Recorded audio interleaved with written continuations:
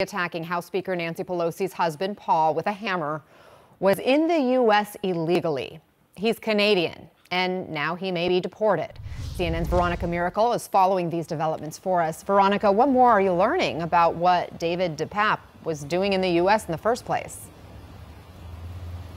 Well, Anna, we understand, according to federal records, that David DePape was a Canadian citizen who was here on a temporary visa. We're told that he entered the country through the California-Mexico border back in March. Now, Canadian residents are allowed to be in the U.S. on temporary visas for up to 6 months at a time, but those federal records state that he overstayed that visa. So ICE has issued a detainer on him, which essentially means that they've asked authorities to notify them in the case that he were to ever be released. Anna?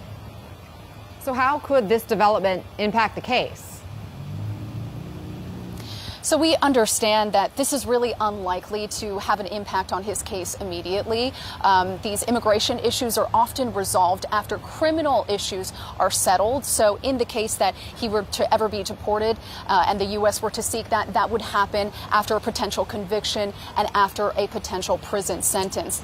Anna, DePape pleaded and entered not guilty pleas for all of his felony charges that the state has issued him, including assault with a deadly weapon, attempted murder, burglary, elder abuse, among others. He faces up to 13 years and to life in prison for those charges. And Congresswoman Jackie Spears has actually said that the state could consider charging him with a hate crime. Here's what the San Francisco District Attorney Brooke Jenkins had to say about that possibility.